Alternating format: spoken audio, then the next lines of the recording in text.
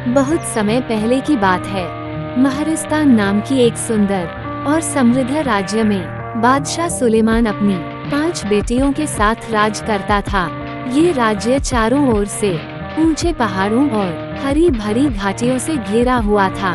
महरिस्तान अपनी सुंदरता, सांस्कृतिक विरासत और ज्ञान के लिए प्रसिद्ध था, लेकिन ये राज्य एक प्राचीन श्राप के साए में जी रहा था।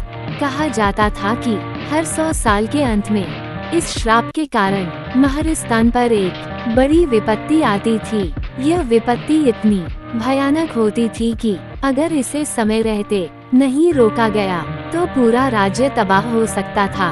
बादशाह सुलेमान अपनी बेटियों से बेहद प्यार करता था। उसकी 5 बेटियां न सिर्फ सुंदर थीं, बल्कि अपने अपने हुनर में माहिर थीं। लेकिन जब श्राप का समय आया तो बादशाह को एहसास हुआ कि इस बार राज्य को बचाने की जिम्मेदारी उसकी बेटियों पर होगी। शाहाना, सबसे बड़ी बेटी शाहाना बहुत बुद्धिमान और ज्ञानवान थी।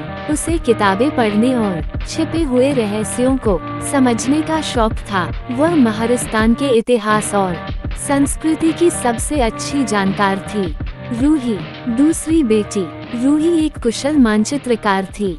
वह किसी भी स्थान का नक्शा एक ही बार में याद कर लेती थी। उसे छिपी हुई जगहों और रहस्यमयी रास्तों को खोजने में महारत हासिल थी।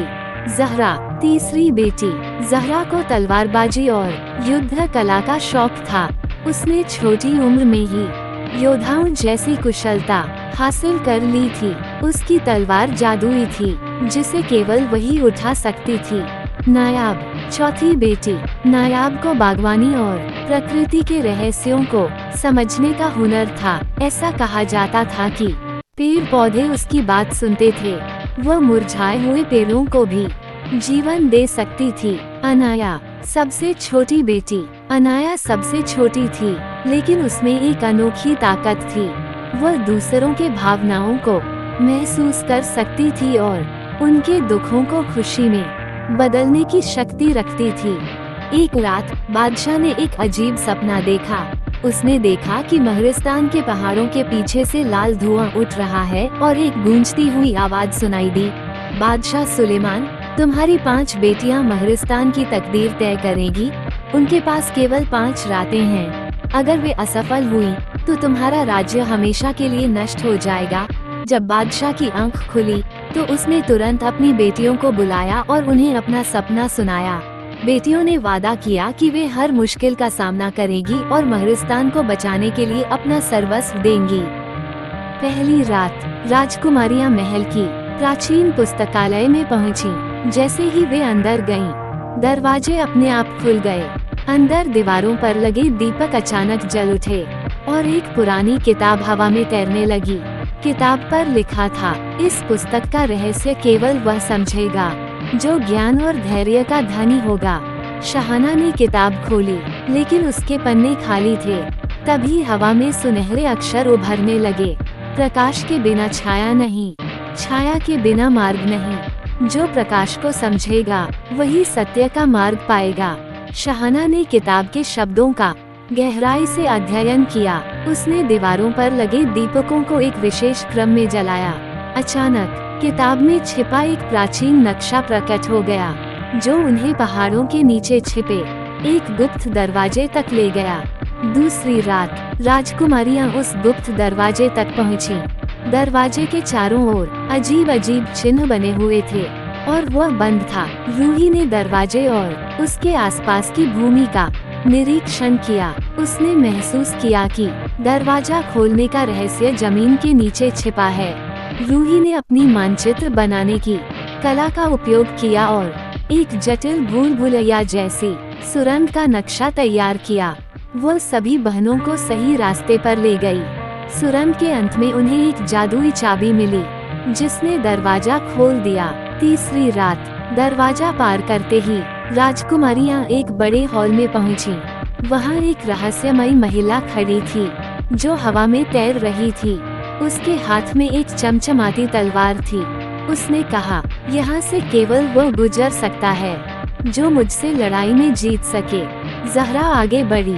तलवारबाजी का मुकाबला शुरू हुआ। महिला हवा में उड़कर बिजली की गति से हमला कर रही थी।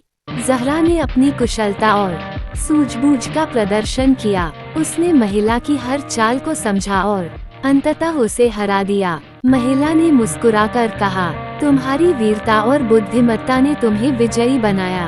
अब तुम आगे बढ़ सकती हो। चौथी रात राजकुमारियां एक मृत जंगल में पहुंची। वहां पेड़ों की शाखाएं कांटों में बदल गई थीं और हर चीज बेजान लग रही थी। जब वे अंदर गईं, तो पेड़ जीवित हो गए और उन्हें जकड़ने लगे। पेड़ों की आवाज गूंजी, इस भूमि को जीवन देने वाला ही आगे बढ़ सकता है। नायाब ने जमीन को छुआ और उससे कहा, अगर मैं तुम्हें प्रेम और जीवन दूं, तो क्या तुम हमें मार्ग दोगे? नायाब की शक्ति और करुणा ने जमीन में हरियाली भर दी। सूखे पेड़ों पर पत्तियां और फूल खिल उठे। जंगल का रास्ता खुल गया। पांचवी रात वे महरिस्तान के दिल तक पहुंची। वहां एक बड़ा कक्ष था, जिसके बीच में एक साया नाच रहा था। वह साया न तो इंसान था, न कोई जीव, बल्कि वह भय, घृणा और दुख का प्रतीक था। साये ने कहा, मैं मनुष्यों के दुख और क्रोध से बना हूँ। मुझे हराने के लिए तुम्हें ये साबित करना होगा कि प्रेम सबसे बड़ी शक्ति है। अनाया आगे बढ़ी। उसने साये से कहा, तुम दुख और घृणा से बने हो, लेकिन प्रेम और करुणा इनसे अधिक शक्तिशाली हैं। मुझे तुम्हें हराने की जरूरत नहीं, मुझे तुम्हें मुक्त करना है। अनाया की सच्ची भावना ने साये को शांत कर दिया। साया धीरे धीरे प्रकाश में बदल गया और गायब हो गया। 5 रातों की कठिन परीक्षाओं के बाद महरिस्तान का श्राप हमेशा के लिए समाप्त हो गया। बादशाह ने अपनी बेटियों को गर्व से देखा और कहा, महरिस्तान का सबसे बड़ा खजाना यहाँ की दौलत नहीं, बल्कि मेरी बेटियों का साहस, प्रेम और समझ है। राज्य एक नई सुबह में प्रवेश कर गया, जहाँ केवल शांति और समृद्धि का वास था।